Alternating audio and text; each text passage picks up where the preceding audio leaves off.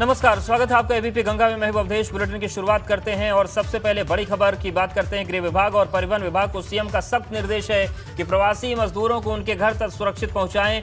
मजदूरों को जरूरी व्यवस्थाएं दी जाएं। लॉकडाउन की वजह से महाराष्ट्र और दिल्ली से मजदूर पहुंच रहे हैं, इसको लेकर सीएम ने आदेश दिया है गृह विभाग और परिवहन विभाग को, और ट्वीट भी उन्होंने किया है। उन्होंने क्या लिखा आपको हम दिखाते हैं। कोरोना संक्रमण पर नियंत्रण हेतु यूपी गवर्नमेंट लगातार प्रभावी कदम उठा रही है। सभी जिलों में कोविड डेडिकेटेड अस्पतालों में बढ़ोतरी, आइसोलेशन और आईसीयू बेड, ऑक्सीजन, वेंटिलेटर सहित सभी चिकित्सकीय जरूरतों की उपलब्धता के साथ अतिरिक्त चिकित्सकों, पैरामेडिकल स्टाफ की भी तैनाती की जा रही है।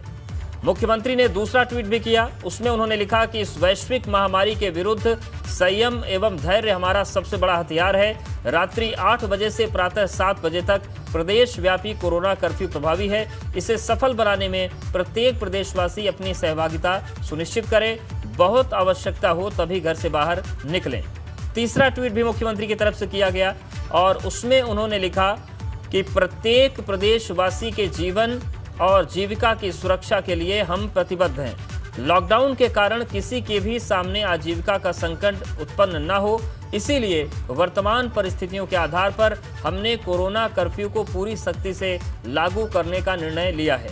आप सभी का सहयोग अपेक्षित है। मुख्यमंत्री ने चौथा ट्वीट भी किया और उसमें उन्होंने लिखा, कोरोना वायरस से बचाव हेतु मास्क की अहम भूमिका है, इसलिए आवश्यक रूप से मास्क का प्रयोग करें। निश्चित अंतराल पर अपने हाथों को साबुन से धोते रहें, सैनिटाइज करते रहें। 2 गज की दूरी, मास्क है जरूरी मंत्र को आत्मसात एवं चरितार्थ करें। और एबीपी गंगा संवाददाता शैलेश अरोड़ा हमारे साथ जुड़ गए हैं। शैलेश, मुख्यमंत्री ने कई महत्वपूर्ण ट्वीट किए हैं। उन्होंने लिखा है कि आजीविका को भी ध्यान में रखेंगे, जान को भी ध्यान में रखेंगे, लॉकडाउन का सख्ती से पालन भी होगा। लेकिन जो सबसे पहला ट्वीट है कि व्यवस्थाओं को बढ़ाया जा रहा है, कब तक व्यवस्थाएं बढ़ पाएंगी, क्योंकि अभी तो ध्वस्त हो गई हैं। निश्चित रूप से देश एक बड़ी चुनौती है इस समय सरकार के सामने, स्वास्थ्य विभाग के सामने, क्योंकि जिस तेजी से आंकड़े बढ़ रहे हैं, रोज हजारों की संख्या में रोज एक नया रिकॉर्ड बन रहा है कोरोना मरीजों के आने का।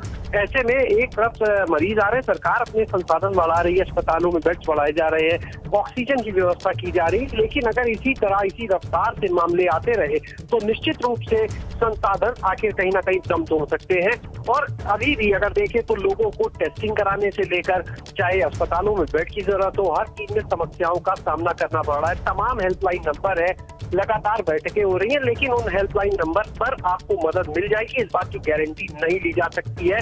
तमाम बार लोग फोन कर रहे हैं, नंबर लगातार बिजी जा रहे हैं। लगातार एक बड़ी चुनौती है सभी के सामने, आम आदमी के सामने। सरकार का ये फैसला आगे फिलहाल लॉकडाउन नहीं लगाएंगे, ये वाकई में जो हालात है, क्योंकि जितनी बड़ी आबादी है उत्तर प्रदेश की, यहाँ पर सबकी आजीविका का भी ध्यान रखना है, लेकिन इसके बीच में व्यवस्थाओं को दुरुस्त करना एक बड़ी चुनौती के रूप में है, जिसके लिए काम किया जा रहा है। देखना होगा कब तक चीजें ट्रैक पर आती है, क्योंकि संक्रमण जिस तेजी से बढ़ रहा है, संसाधन उस रफ्तार से नहीं बढ़ पा रहे कहा जा सकता है। बहरहाल मुख्यमंत्री ने अब एक और देखिए जो चुनौती है, महाराष्ट्र और दिल्ली में लॉकडाउन के बाद बड़ी संख्या में जो प्रवासी श्रमिक है, उनका वहां से पलायन और यूपी की तरफ वापसी होना शुरू हो चुका है। इससे पहले जब कोरोना की फर्स्ट वेव 2020 में देखी गई थी, तब भी लगभग 30 लाख प्रवासी श्रमिक वापस लौटा था।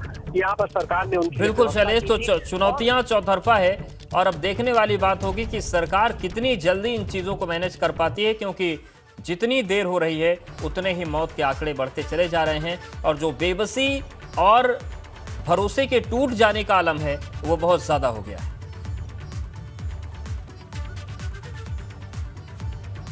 लखनऊ में कोरोना से पीड़ित मरीजों के लिए रक्षा मंत्री राजनाथ सिंह की पहल पर अवध शिल्पग्राम में डीआरडीओ के 600 बेड का कोविड अस्पताल और 10,000 लीटर क्षमता वाला ऑक्सीजन प्लांट स्थापित कर रहा है। अवध शिल्पग्राम में कोविड अस्पताल और प्लांट की तैयारियां शुरू हो गई हैं। डीआरडीओ के अधिकारी खुद यहां पर मौजूद रहकर लगातार निर्माण कार्य की निगरानी कर रहे हैं। अगले 10 दिन में अस्पताल शुरू हो जाएगा, जिससे राजधानी में इलाज के लिए भटक रहे लोगों को काफी राहत मिलेगी। राजधानी लखनऊ में इलाज के लिए दर दर भटक रहे कोरोना पीड़ितों के लिए राहत भरी खबर है। यहां पर रक्षा मंत्री राजनाथ सिंह की पहल पर डीआरडीओ ने एक कोविड अस्पताल और ऑक्सीजन प्लांट लगाने का फैसला किया है।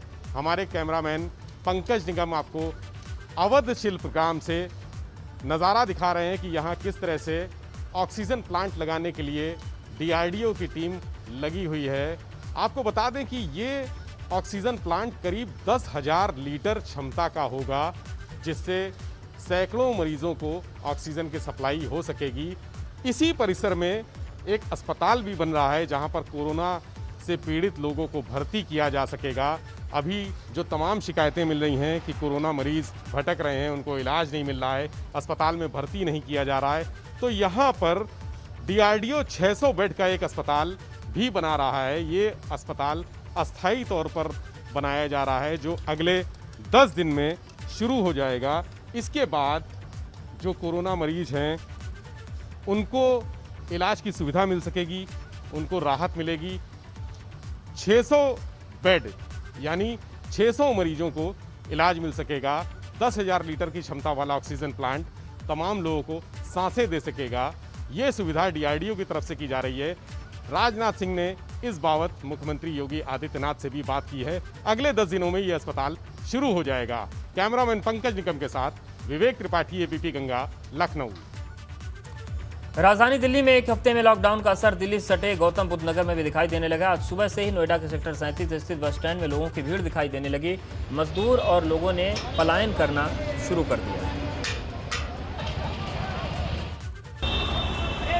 राजधानी दिल्ली में एक हफ्ते के लॉकडाउन के ऐलान के बाद राजधानी दिल्ली से सटे गौतम बुद्ध नगर में भी उसका असर होता नजर आ रहा है। आप तस्वीरों में देख सकते हैं इस वक्त नोएडा के सेक्टर 37 स्थित मौजूद है जहां पर लोग बस में घुसने के लिए जो है गुथ रहे हैं। आपस में देख सकते हैं कितनी जिद्दोजहद कर रहे हैं। आपको बता दें कि लोगों के अंदर कहीं ना कहीं जिस तरीके से दिल्ली में एक हफ्ते का लॉकडाउन का ऐलान हुआ है उसके चलते दिल्ली से सटे गौतम बुद्ध नगर में भी लोगों के अंदर डर बना हुआ है। उसी के चलते लोग अपने अपने गांव जाने के लिए आप देख सकते हैं तस्वीरों में किस तरीके से बस में जाने के लिए जो है जिद्दोजहद कर रहे हैं और बस में जाने की कोशिश कर रहे हैं। लेकिन सैकड़ों जो लोग हैं अपने अपने घर के लिए पलायन करने के लिए करना चाह रहे हैं और अपने घर जाना चाह रहे हैं। उसी के चलते पलायन की तैयारी में है। आपको बता दें यह सभी लोगों चाहते हैं कि जल्द से जल्द हम अपने जो जिस ज़िले के रहने वाले हैं वहाँ हम पहुँच जाएं, क्योंकि अगर फिर पिछले बीते वर्ष की तरह दोबारा लॉकडाउन जैसी स्थिति बन रही है, अगर इस वर्ष फिर लॉकडाउन लग गया तो ये फंस ना जाए। इसी के चलते लोग पलायन करना शुरू कर दिया है। पलायन की तस्वीरें आप देख सकते हैं। बस खड़ी हुई है, सैकड़ों हजारों लोग जो है इकट्ठा हो रहे हैं। इसके पीछे भी बसें खड़ी हैं, वहाँ भी लोग इंतज़ार कर रहे हैं। लोग अपने अपने घर के लिए पलायन कर रहे हैं, लेकिन बस इतनी फुल हो चुकी है कि बस में जाने के लिए लोगों को जगह नहीं मिल रही है। बस में जाने के लिए लोग बराबर कोशिश कर रहे हैं, जिद्दोजहद कर रहे हैं। आपको बता दें लोगों के अंदर कहीं ना कहीं डर है कि बीते वर्ष की तरह जिस तरीके से बीते वर्ष पूरे उत्तर प्रदेश में अचानक लॉकडाउन की घोषणा हो गई थी और हमने देखा भी था कि सैकड़ों लोगों ने पैदल ही पलायन करना पड़ा था और बीच में फंसे रह गए थे। उनको डर है कहीं इस वर्ष भी अचानक लॉकडाउन की घोषणा ना हो जाए और फिर दोबारा इसी तरह वह फंस जाएं। इसी के चलते लोगों ने अभी से ही पलायन करना शुरू कर दिया है। नोएडा से अंकित कौशिक, ABP गंगा।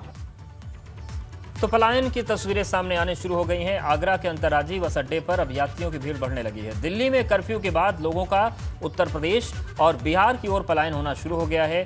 आगरा में ISBT के बाहर बड़ी संख्या में यात्री मौजूद हैं। आगरा में ISBT के बाहर कैसा माहौल है, बता रहे हैं संवाददाता नितिन उपाध्याय। दिल्ली में लगाए गए कर्फ्यू का असर अब उत्तर प्रदेश में भी दिखने लगा है। जिस तरह से कल जो तस्वीरें निकलकर सामने आई और आनंद विहार ISBT पर जिस तरह से लाखों लोगों की भीड़ अपने गांव पहुंचने, शहर पहुंचने के लिए पहुंच गई और उसके बाद आज आगरा के ISBT पर भी बड़ी संख्या में लोग पहुंचे हुए हैं। और क्योंकि इस समय लगातार पूरा उत्तर प्रदेश खुला हुआ है और ऐसे में आवागमन के जो साधन हैं वो इस समय चल रहे हैं, तो ऐसे में लोग कैसे भी अपने गांव, अपने कस्बे पहुंचना चाहते हैं। ISBT के मैं बाहर मौजूद हूँ। कई सारे आपको जो लोग हैं वो यहाँ खड़े हुए हैं, वो अपने घर पहुँचने की उनको बहुत ज़्यादा जल्दबाजी है और ऐसे में कहीं ना कहीं जो कोविड के जो प्रोटोकॉल्स हैं उसकी भी धज्जियाँ उड़ रही हैं, क्योंकि बसों में पूरी तरह से ठूस लोग भरे हुए हैं। जो सोशल डिस्टेंसिंग है वो पूरी तरह से गायब है और यहाँ बड़ी संख्या में जो लोग बाहर से आ रहे हैं। आपसे बात करेंगे, कहाँ से आप आए हो? हम नगला गुलाल से।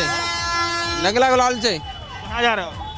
गुड़गांव। तो तमाम जो आपको ग्रुप नज़र आ रहा है ये गुड़गांव जा रहा है, चूँकि वो अपने काम के लिए जा रहे हैं। कई सारे लोग ऐसे हैं जो दिल्ली एनसीआर से अपने गांव की ओर जा रहे हैं। तो एक बार फिर से आईएसबीटी पर हलचल बढ़ी हुई है।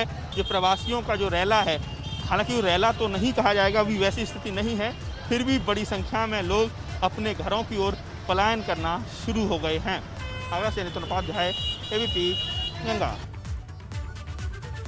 और यहाँ पर वक्त एक बहुत छोटे से ब्रेक का है, फौरन हाजिर। ब्रेक के बाद आपका स्वागत है। इलाहाबाद हाईकोर्ट ने कल राज्य के 5 शहर प्रयागराज, लखनऊ, वाराणसी, कानपुर नगर और गोरखपुर में 26 अप्रैल तक लॉकडाउन का आदेश दिया था। हालांकि यूपी सरकार ने इस फैसले के खिलाफ सुप्रीम कोर्ट का रुख किया, लेकिन एक बार फिर बंदी की आशंका के चलते लोगों का पलायन शुरू हो गया है। राजधानी दिल्ली और गाजियाबाद के बाद कानपुर से भी लोगों के पलायन की तस्वीरें सामने आ रही हैं, क्योंकि कानपुर भी एक बड़ा इंडस्ट्रियल एरिया है। यहाँ पर लोग सामान उठाकर अपने घरों की तरफ जाते दिखाई दिए। बसों में लोगों की भीड़ दिखाई दी। कुछ लोग प्राइवेट गाड़ियों से भी अपने घरों की तरफ जाते नजर आ रहे हैं। लेकिन ये जो स्थितियाँ ये ज़्यादा खतरनाक है, क्योंकि जिस तरीके से बसेस खचाखच भर कर जा रही हैं, उससे संक्रमण और बढ़ सकता है। दिल्ली में लॉकडाउन लगने के चक्कर में हम लोग यहाँ अपने घर आ चुके हैं। अभी घर नहीं पहुँचे, अभी कानपुर में हैं। वहाँ से कैसे हैं, अब खाने पीने कुछ होगा नहीं, सब क्या कर सकते हैं वहाँ रुक के। कोरोना का तो नाम है, ऐसे ही मरने के लिए चलने क्या कर सकते हैं। तो यहाँ बस से आए, बस का किराया 3500 रुपये हो गया, इतना चार्ज है। यहाँ से बस में आया, बहुत लेट हुआ बस में, इसलिए मिला। बहुत गर्दी है, इतना गर्दी है वहाँ, बस ही नहीं मिल रहा। आदमी 3-3, 4-4 दिन से पड़ा हुआ है वहाँ कंप्यूटर का काम। हाँ जी, दिल्ली से मैं इधर फतेहपुर जाना है। ये लॉकडाउन हाँ, लॉकडाउन लग गया ना दिल्ली में, 1 हफ्ते के लिए, इसके लिए चले आए। बोले आप लोग जाओ, यहाँ बैठ के क्या करोगे, इसके लिए चले आए सब लोग। और यहाँ पर एक और छोटे से ब्रेक का वक्त है, फौरन हाजिर होंगे। ब्रेक के बाद आपका स्वागत है। एक और यूपी में कोरोना से हालात बेकाबू हैं, तो दूसरी तरफ श्रावस्ती के साप्ताहिक बाजारों में कोरोना का कोई खौफ ही नहीं दिख रहा। यहाँ साप्ताहिक बाजारों में हजारों की तादाद में लोग बिना मास्क और सोशल डिस्टेंसिंग के घूमते दिखाई दे रहे हैं। इस दौरान सोशल डिस्टेंसिंग नाम की कोई चीज नहीं दिख रही। जिले में तेजी से फैल रहे कोरोना संक्रमण के बाद भी प्रशासन चौकन्ना नहीं है। साप्ताहिक बाजारों पर किसी तरह का कोई प्रतिबंध नहीं दिख रहा। जिले में कोरोना संक्रमितों की संख्या 1765 पहुंच गई और एक्टिव केस 327 हैं, जबकि 48 घंटे में 2 लोगों की मौत भी हो चुकी है।